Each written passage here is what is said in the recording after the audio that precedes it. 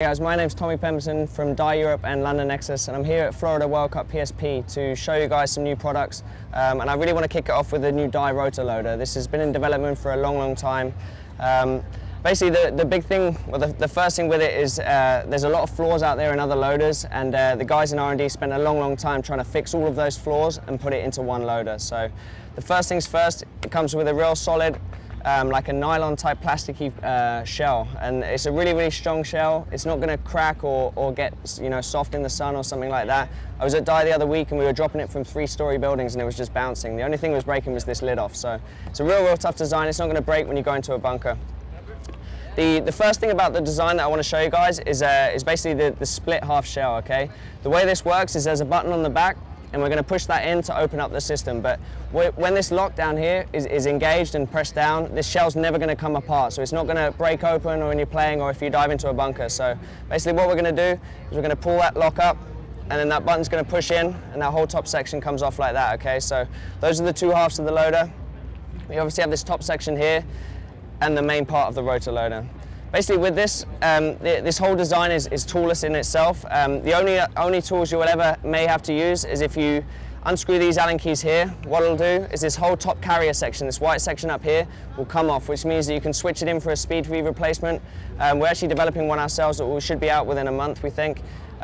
With that, you can either keep your lid section free for when it rains, or you have your speed feed section for whenever you're normally playing. So that's good to go as it is.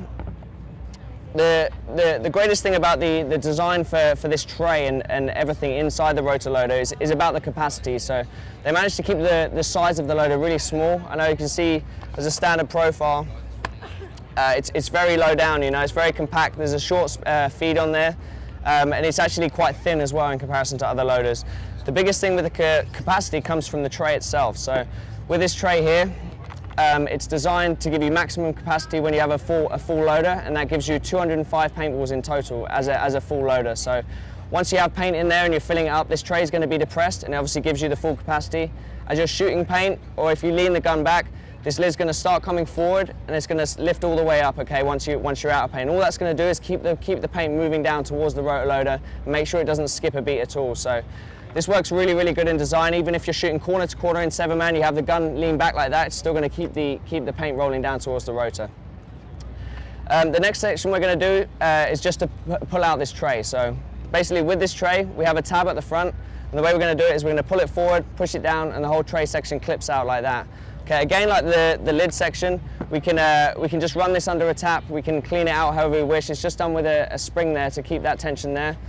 And this is all it would ever take in an X-ball game, just to literally, if you sit a point, if you've broken paint in your loader, you can literally just whip it out, like clean it all down, and just make sure it's good to go. So with this next section here, we have the whole rotor design in there, and we have the battery pack and the motor and everything back here. Okay, so the way to next break this down is you have these two tabs here. So we're going to pull those two apart, just so it releases it. There's a lid at the front here, so everything's tucked in under there. So what we're going to do is pull out the rotor, pull out the arm itself, pull out the tray, and pull out the cogs as well. So those are the 4 sections for the inside of the rotor. As you can see, it's really simple, really easy and quick to take apart, which just means when you're cleaning it, or you need to do any servicing or whatever, it's just so simple. There's no hanging out wires or anything. The next thing we've got is the whole motorized section here. So what we're going to do is pull it back, lift it up, and this whole fully enclosed motor unit is there. Okay, we don't need to do anything with that. There's no need to take that apart at all.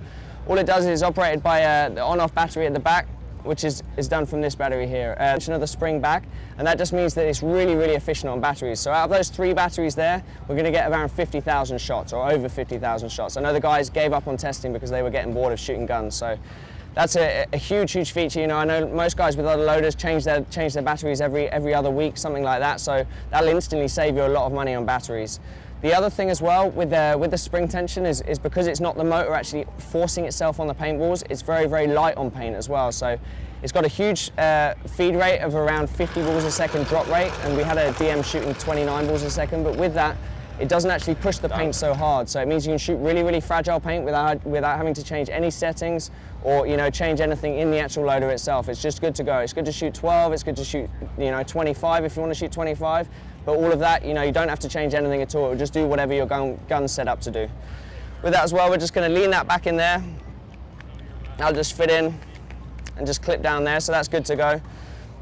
The way we're going to do it is put back our cogs in, put the tray back in, the arm just fits on top, and then the rotor sits on top. We're just going to clip it back in with those 2 red sections there, and that's all good to go. Basically, with this anti-jam at the bottom, it's set up like a trigger, so you're not going to break anything like the old rip drives did, and you can just test that it's all working good just by pulling that trigger and just seeing the arm work. Basically, the simplest way that this system works is the red arm at the bottom that you can see moving there is going to move that one way, and this rotor system on the top is going to move the other way. It's going to move that way. So it's basically going to be pulling all the paint down into the feed tube and putting it through into your gun. So that's pretty much it with it. The way we're going to put it back is just get this lid again, just sits down under the top, just clips back in, and then the lid comes back in, clips down on the front, button pushes in, and lock goes in. So that's good to go. So that's our new dye rotor loader. It's been released this weekend, and we're going to have shipments coming in over this next few weeks. So I hope you like it.